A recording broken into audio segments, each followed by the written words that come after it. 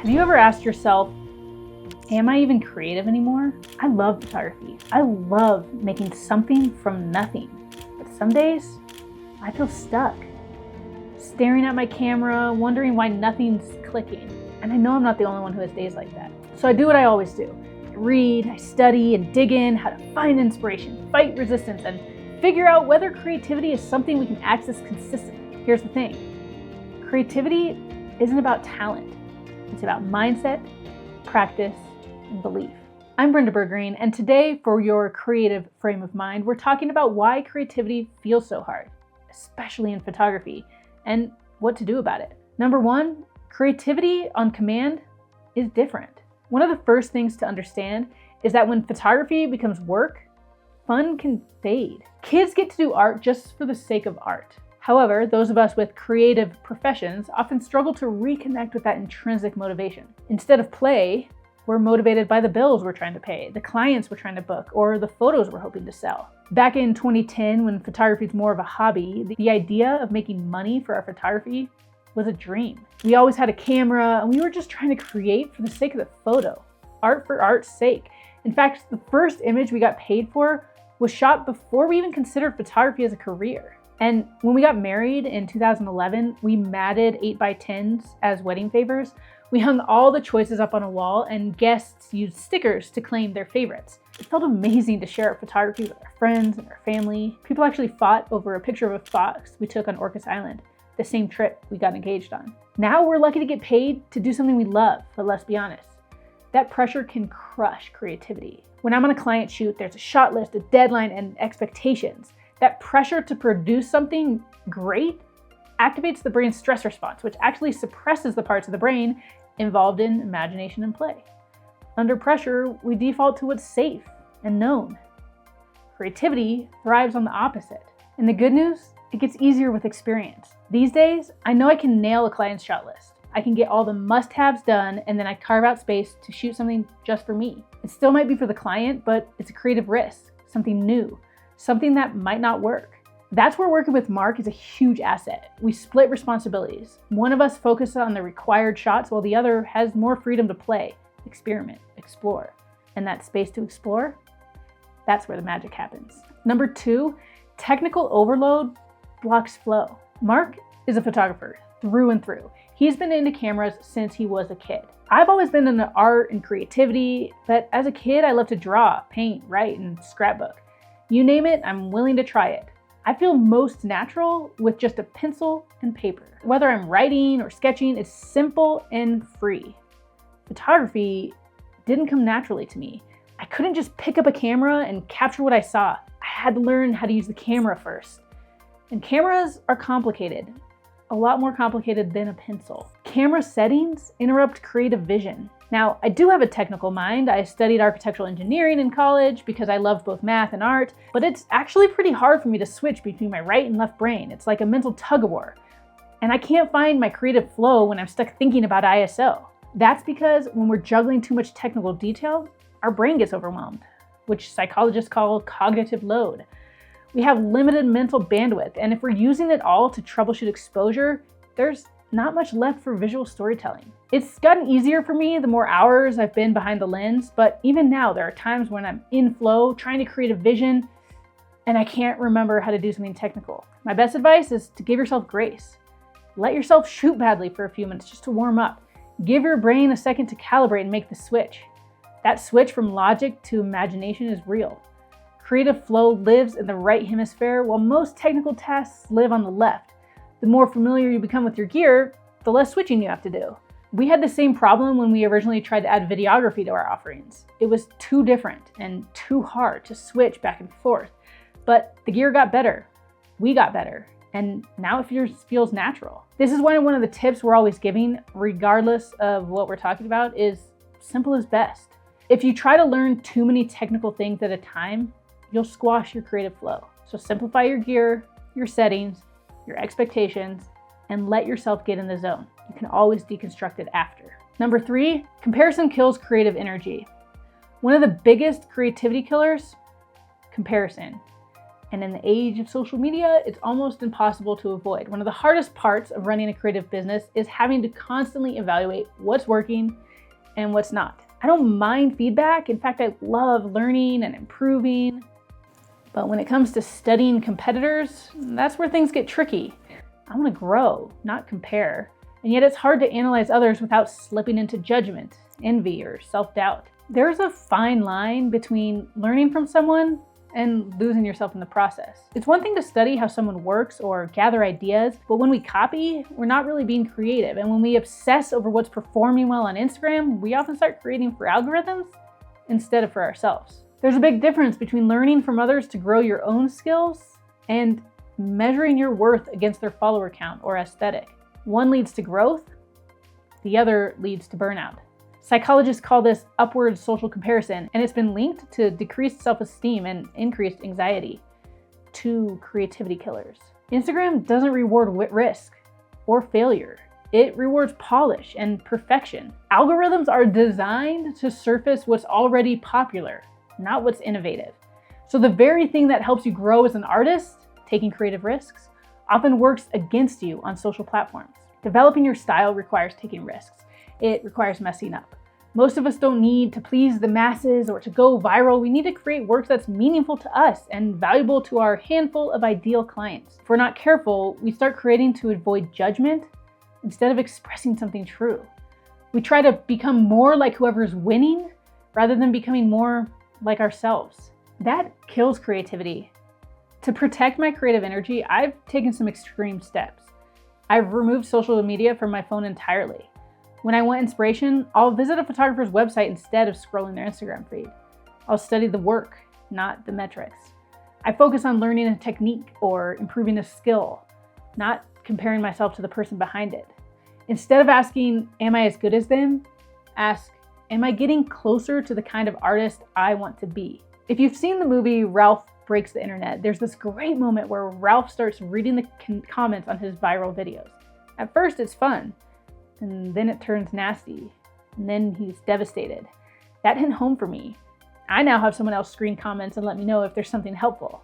The mean ones, I never see them because I don't want negativity, especially from strangers online, to shut down my creative voice. Whatever your strategy is, you need one. Protect your creative energy like it's sacred, because it is. And if you want me to listen to you, comment positively in the comments below. Creativity thrives in safe spaces. Protect your process from the noise of comparison. Number 4, we're rewarded for busyness, not stillness. We associate success with output, not exploration, but creativity often looks like doing nothing, sitting, noticing, playing. Our culture is all about the badge of being busy. I'm not sure there are many people I admit to that I spent the day meditating, sitting on the back deck, listening to the birds, and waiting for inspiration to strike. My best ideas come when I'm on a walk, in the shower, or most frustratingly, as I'm fading off to sleep. That's because our brains need space. When we stop focusing on a specific task, our brain activates the default mode network, the part responsible for daydreaming, memory consolidation, and imagination. An undemanding environment allows our brains to drift. And in that mental drift, your brain starts subconsciously solving problems, making connections, and incubating creative ideas in the background. Those low-effort activities allow your brain to connect ideas from different parts of your memory. This associative thinking leads to creative breakthroughs. Stress, on the other hand, limits our creativity. We're too busy surviving. But give our ideas a chance to incubate and let the subconscious to do its work. So taking a walk is more effective than banging your head against the wall. You de-stress, give your ideas a breath, and your brain the chance to make connections. Plus, walking increases blood flow and releases neurotransmitters like dopamine and serotonin, which enhance mood and cognitive flexibility. 2 more ingredients for, you guessed it, creativity. If business stress is choking your creativity, consider carving out space, not just in your schedule, but in your mind. Try meditation, breathwork, yoga, walking, dancing it out in your kitchen, whatever helps your nervous system reset. There's this Zen proverb that says, you should sit in meditation for 20 minutes a day, unless you're too busy. Then you should sit for an hour. The point is, your best ideas don't usually show up when your brain is in overdrive. They sneak in when you're quiet, open, and not obsessively refreshing your inbox. Stillness isn't laziness, it's fuel. Stillness isn't just a brain break, it's a way to tune in. Whether you believe in God, the universe, or a creative force that runs through everything, making space invites something in. Call it clarity, intuition, or divine inspiration. But creativity loves a quiet mind to land in. Number 5, distractions are the enemy of depth.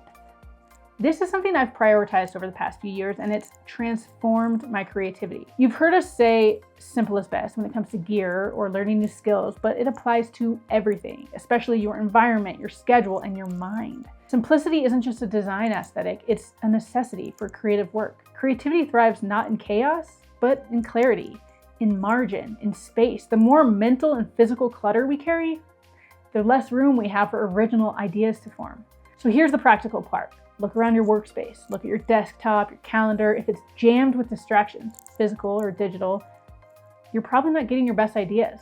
Every object in your field of vision, every tab you have open, every app badge, every half-finished to-do, it's all background noise, and your brain is processing it, whether you realize it or not. Neuroscientists call this cognitive load, and when it's high, creative thinking suffers. We often blame a lack of time, but often it's not a time problem, it's an attention problem.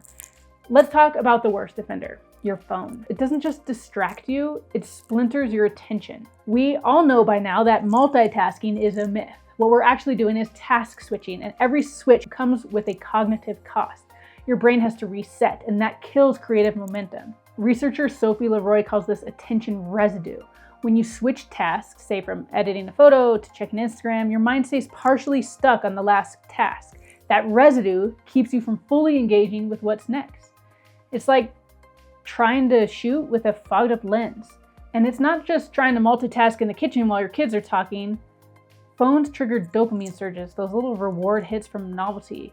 But those constant jolts leave your brain scattered, not satisfied, wired, not wise. This is again where your default mode network comes in, a part of your brain that activates when you're not actively focused on a task. It's where creative insights often surface. But if your brain is always reacting, scrolling, switching, swiping, it never has a chance to wander, to connect the dots, to innovate. If we want creative insight, we need to slow down. Research shows that even 10 minutes of mindful stillness before a creative task improves focus, reduces stress, and boosts originality. Meditation, walks, without a phone, or just sitting in silence creates the space where creative breakthroughs can happen.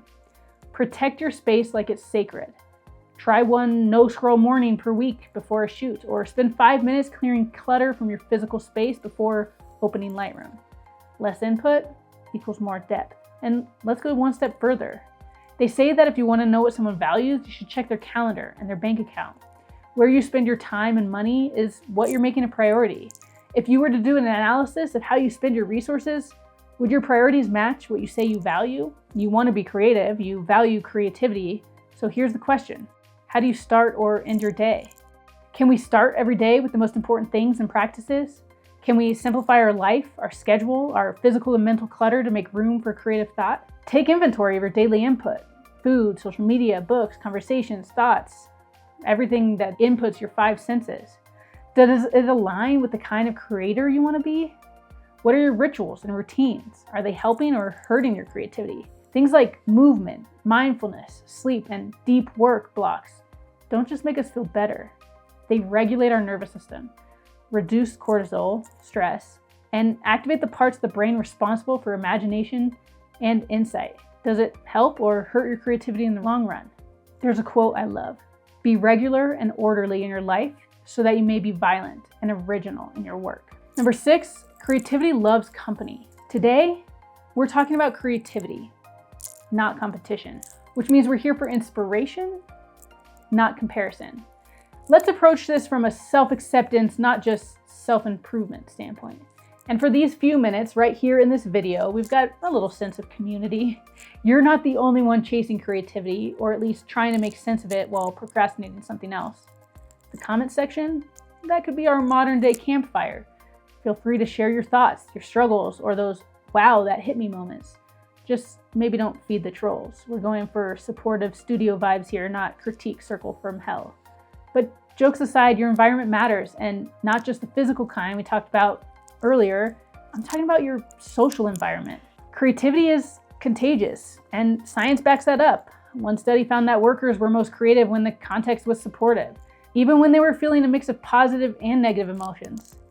That means community helps, even when life's a little bit messy. And despite what the algorithm might serve you, positivity fuels creativity. Another study found that the best way to boost creative thinking was through environments and training that help people generate numerous potential solutions, embrace wild ideas, and seek novelty. That kind of creativity doesn't thrive in isolation. It happens when you're surrounded by people who make space for brainstorming, who cheer you on when you take a risk, and who remind you that original thinking isn't always polished thinking. Wild ideas allowed. Don't tame the brainstorm. So, our first goal of contagious creativity, surround yourself with more inspirational people. Check, we did that just by showing up here together. Because if you're always around people who question your ideas or subtly tear you down, it's going to feel way riskier to put yourself out there. That's why one of the most powerful creative tools isn't a camera or a notebook. It's listening to more supportive voices. People who believe in your creativity, even when you don't. Which brings us to number 7, fear and identity. That whole I'm not creative thing that we started with. I saved this one for last because it's probably the biggest one for some of us. Creativity means risk, mess, mistakes, and adults hate those things. That's why there's a handful of great books for adults on creativity. Kids don't need those books. They still think they can fly with the fairies. But by the time we're adults, many of us have a quiet voice inside saying, you're not really an artist. It might be the voice of a parent or a past teacher. It might be past trauma or some negative thought pattern we've fallen into. Over the years, we've developed these identities and mental blocks that limit our creativity. And once we develop those, we start to self-identify and confirmation bias takes over. If you believe you're not creative, your brain starts looking for evidence to support that belief. It's not just a feeling, it becomes a self-fulfilling neurological pattern. So if you're one of the people who's struggling to believe that you're creative, I'd love for you to identify what is limiting you. Let's search for evidence in the topics we've discussed today to see where you might be stuck and uncover your mental blocks. In tip 1, we talked about pressure and perfectionism, how trying too hard can freeze you. Tip 2, technical overload leading to rigidity instead of experimentation. Tip number 3, comparison makes you shrink back because you feel like you'll never measure up. Tip 4, our addiction to being busy creates identities built on performance instead of play. Tip number 5, we're drowning in distractions, so we never have the margin to hear ourselves think. Tip number 6, a negative or critical social environment makes risk feel unsafe. Fear hides in all of these things. So here's the real question. How do we change the story? This is where Carol Dweck's research on growth mindset comes in. Believing you're not creative, that's a fixed mindset. Believing that you can become creative over time, that opens everything. Even if you don't feel creative now, simply believing it's something you can grow makes you more likely to practice. And practice changes your brain. Neuroplasticity is real. Creativity isn't a gift, it's a muscle. But here's the truth. Creativity requires vulnerability. The great Brené Brown says that vulnerability is the birthplace of creativity. That means fear is part of the process. So instead of seeing fear as a stop sign, what if we treated it like a signal? When we're little, there are countless storybooks that tell us to take risks, be vulnerable. Whenever I'm talking about creativity, I love reminding people of the books. The little tree had to let go of its leaves to grow into what it was meant to be. Rosie Revere, engineer, says that the only true failure is if you quit. Giraffes Can't Dance teaches us that maybe you just need a different song. And what to do with an idea, we share it with the world. But somewhere along the way, we learn to avoid risk, to avoid being wrong, to play it safe. We need to flip the script. Simon Sinek talks about how athletes say they feel excited before having to perform when we think that they would feel nervous. Fear and nervousness are the same emotion with a different approach. What if you used fear to push you, like a tough coach making you do push-ups or sprints? The photographer David Dushman says that fear is the biggest obstacle in our creative lives, and it often causes us to react in ways that sabotage the best potential outcome. So here's the mindset shift. Fear isn't the enemy. It's often the invitation. Vulnerability is how we make things that matter. If this part hits deep, go read The War of Art by Steven Pressfield. That book is spiritual fuel for facing creative resistance. In fact, read any of his books. In the meantime, here are some concepts to get you started. Number 1, change your identity. Don't just practice photography, practice believing that you're creative. Number 2, start with a growth mindset. You don't have to feel it yet. Just believe you can learn it. Number 3, when fear or strong emotions arise, pause. Don't run, don't numb, sit with it. Let discomfort become part of the creative process. And 4, focus on what you can control. Your space, your screen time, your community, your inputs, your rituals. Because creativity doesn't just come from what you do. It comes from how you think about who you are. One more thing before we move on. We said earlier that creativity isn't a gift, it's a muscle. And that's true. You can strengthen it, practice it, train it. But if I'm honest, I also believe there's something bigger at play, some kind of creative energy that's in us and beyond us. Call it inspiration, spirit, flow, God, the muse, the universe, whatever name fits you best. There's a reason why making things feels sacred, why it heals us, why we're drawn to beauty and stories and meaning. Creativity isn't just what we do, it's how we connect to something deeper than ourselves. It's how we participate in the ongoing act of creation. In a world that's constantly pulling us to consume and conform, creating something honest is an act of resistance, maybe even reverence. So whether you're building your creative habits or just starting to believe you are creative, know this. You're not alone.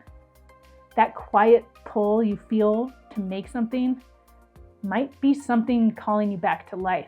So what do we do? Creativity isn't lightning, it's a garden. You have to create the conditions for it to grow. Try this. Believe it. You are creative, period. Build it. Create space, physically and mentally, that supports creativity. Clean desk, no toxic scroll, supportive of voices only. Simplify your gear and know it so well you don't get bogged down in the technical. If you're shooting for a client, carve out a few minutes to create just for you. Take time to meditate, walk, or anything that resets your nervous system and allows you to tune in to the creative flow of the universe. Redefine it. Fear equals fuel. Mistakes equals growth. And practice it. You wouldn't expect to run a marathon without training. Practice daily, even imperfectly. If you've ever questioned your creativity, I hope this gave you something real to think about. If you want to go deeper into creative travel photography, we put together a guide. It's in our shop, linked below. And hey, leave a comment and let me know, what's the hardest part of creativity for you right now? Or what helps you stay inspired when things feel hard? And if you need a reset, come with me. Check out this next video where Mark and I go backpacking to reconnect with why we started this whole thing in the first place. I'll see you over there.